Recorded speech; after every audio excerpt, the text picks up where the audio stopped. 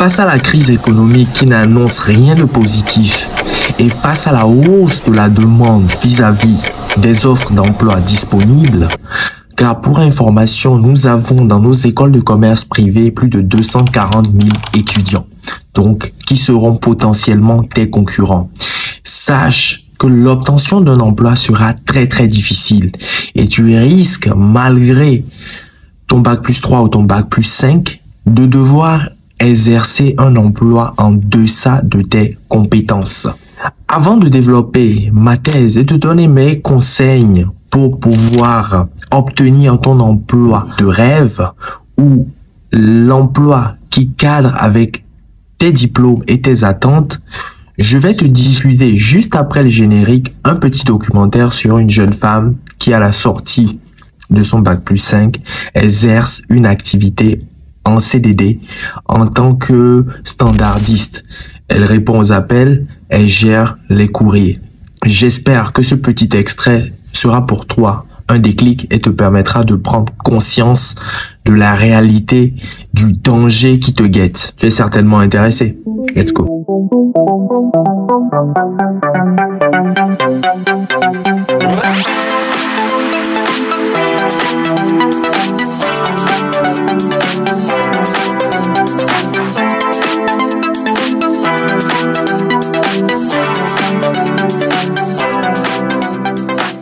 Pour surveiller bonjour, son job, prendre des appels. Je vais voir si mon collègue peut prendre le téléphone et peut vous répondre.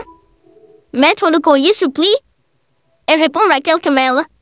Rien à voir avec les compétences de son Master 2 en gestion, où elle s'est spécialisée en communication. J'ai plus qu'à prendre les notes du mailer qui m'a été donné et puis le retranscrire simplement sur l'informatique. Sinon, il n'y a pas vraiment de fiction, comme quand on veut déjà un communiqué de presse, un article. Je suis surdiplômée pour ce travail, ça c'est sûr. Je connais pas les diplômes des secrétaires que je remplace, mais normalement avec un master, on peut faire autre chose qu'assistante administrative. Après avoir visualisé cet extrait, qu'en penses-tu? Est-ce que tu te trouves suffisamment aguerri?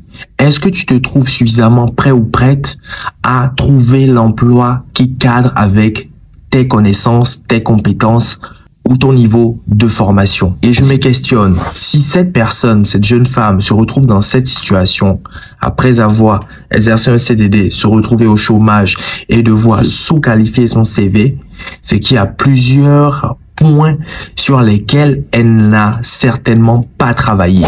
Le premier, oui, beaucoup pensent qu'après avoir étudié dans des grandes universités, dans des grandes écoles, ils doivent seulement travailler pour quelqu'un. Non, vous imaginez si tout le monde devait travailler pour quelqu'un, ce que cela allait être?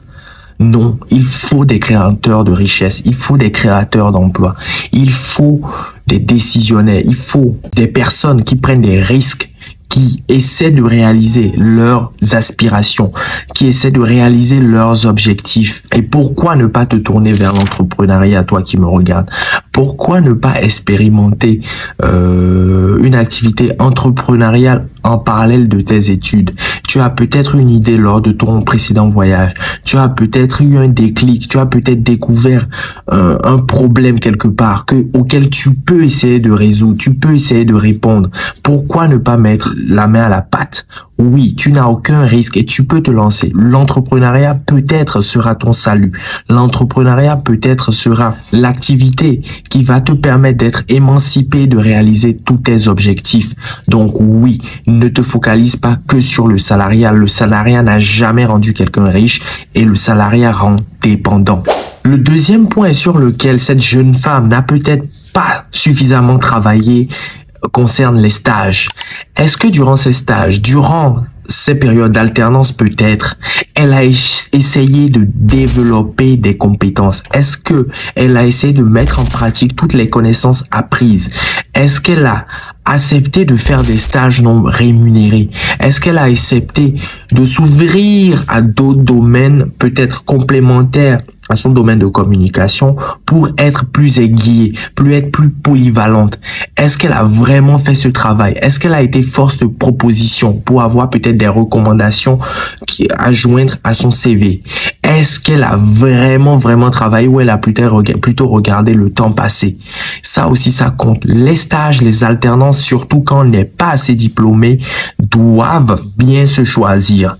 Pas sur la base d'une quelconque rémunération, mais plutôt sur les compétences que tu pourras développer, sur les outils que tu pourras utiliser, sur les personnes potentielles que tu pourrais rencontrer durant ton stage. Pourquoi pas développer aussi par la même occasion ton réseau. Le troisième aspect sur lequel elle n'a peut-être pas travaillé est le réseau. Est-ce que durant sa formation, durant ses stages, durant son alternance, elle a cherché à développer son réseau? Est-ce que depuis 3 ans que tu es en France, tu as le même réseau? Est-ce que après quelques mois de stage, est-ce que tu as toujours les mêmes personnes comme réseau? Non, c'est une grave erreur. Tu dois constamment travailler là-dessus, que ce soit sur les réseaux sociaux, LinkedIn, sur les salons, sur les after-work, en classe quand tu travailles en groupe, durant tes stages, quand tu rencontres des fournisseurs, des clients. Tu dois constamment être à la recherche des bons contacts qui vont étoffer ton réseau. C'est peut-être par le biais de ce réseau que tu trouveras ton premier emploi, où tu pourras rebondir, où tu pourras trouver une activité professionnelle qui cadre avec tes attentes. L'autre aspect sur lequel elle n'a peut-être pas travaillé, cette jeune femme, concerne les entretiens. Comment elle se valorise en entretien? On a tendance à croire qu'il n'y a que les commerciaux qui doivent se vendre. Il n'y a que les commerciaux qui doivent se mettre en valeur. Erreur. Tous autant que nous sommes, nous avons l'obligation de nous mettre en valeur, de nous valoriser, de nous vendre, de mettre en avant nos compétences concurrentielles, d'arriver à faire une analyse des offres auxquelles on postule pour trouver des liens de connexion, pour trouver ce qu'on pourrait apporter comme réelle plus-value à l'entreprise dans laquelle on postule, et non juste postuler pour postuler, et non juste répondre aux questions pour répondre, pour donner juste des phrases bateau. Il faut qu'il y ait un travail pertinent qui soit fait. Il faut que les qualités qui te concernent matchent avec le poste. Si tu es quelqu'un de timide et tu postules pour un poste de commercial et que tu bégayes en entretien, c'est sûr qu'on ne te prendra pas. Si tu as peur du téléphone, c'est sûr qu'on ne te prendra pas dans un domaine, je sais pas, de prospection, de commercial. Si tu ne sais pas articuler les mots, c'est sûr qu'on ne te prendra pas en communication. Si tu ne sais pas sourire, c'est sûr qu'on ne te prendra pas en relation client. Donc bref, il faut vraiment travailler sur soi. Il faut vraiment bien préparer les entretiens. Il n'y a pas de pitié, il n'y a pas d'humilité.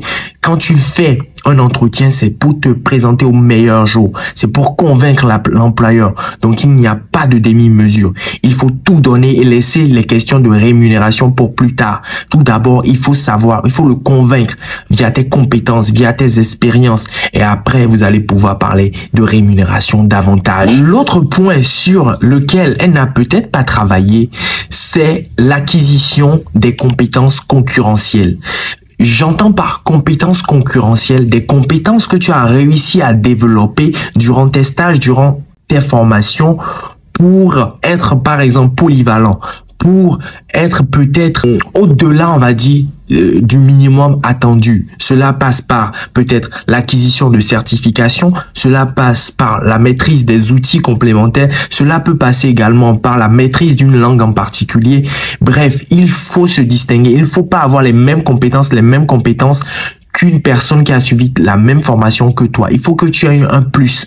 Et aujourd'hui, on recherche que des profils polyvalents. Si tu fais de la communication, tu dois pouvoir faire du marketing. Si tu fais du commercial, tu dois pouvoir faire du marketing, etc., etc. La polyvalence aujourd'hui est le maître mot. Si tu souhaites être compétitif et facilement, ou du moins difficilement trouver un emploi. L'autre pan sur lequel elle n'a peut-être pas travaillé et qui te concerne est le fait de travailler sur soi. Il faut faire un exercice sur soi. Il faut faire une autocritique sur soi. Les gens ont tendance à choisir des domaines de formation par défaut, par suivisme. Non, tu dois travailler sur toi. Quelles sont tes qualités? Quels sont tes défauts? Qu'est-ce que tu adores faire? Quel est ton état d'esprit? Que pense ton entourage de toi? Si l'entourage dit que tu es timide, tu n'as rien à faire en commerce. Si l'entourage dit que tu n'es pas dynamique, tu n'as rien peut-être à faire en communication. Tu es peut-être quelqu'un qui n'aime pas le contact humain. Tu aimes peut-être, tu es à l'aise peut-être avec le PC, avec les chiffres. Là, oui, tu dois travailler en informatique ou tout autre domaine de formation qui ne te met pas en relation avec les humains. Parce qu'au final, tu seras amené à exercer la même activité.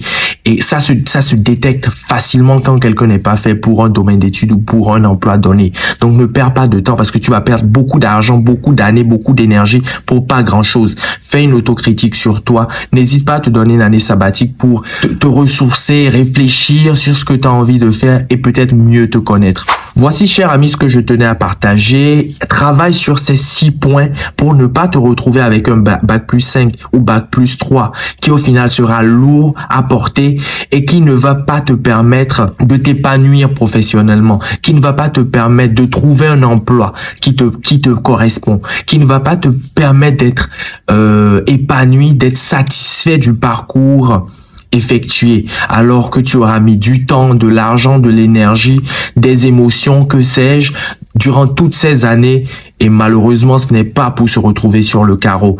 Ou encore, quelqu'un qui n'aura pas fait autant de sacrifices que toi, qui n'aura pas étudié, se retrouvant sur le carreau, au chômage, c'est tout à fait normal, ça se comprend, mais quelqu'un comme toi qui aura fait plusieurs années d'études en licence, en master, doit pouvoir trouver chaussures à ses pieds. J'espère que cette vidéo sera pour toi un déclic. Cette vidéo a été pertinente, a été un élément moteur qui va te permettre de travailler sur ces 6 points. En attendant, laisse-nous ton like pour nous encourager. N'hésite pas à mettre en commentaire ce que tu en penses. En attendant la prochaine vidéo, prends soin de toi. Je te dis à très vite. Ciao. Un studio créatif avec confort et les équipements pro.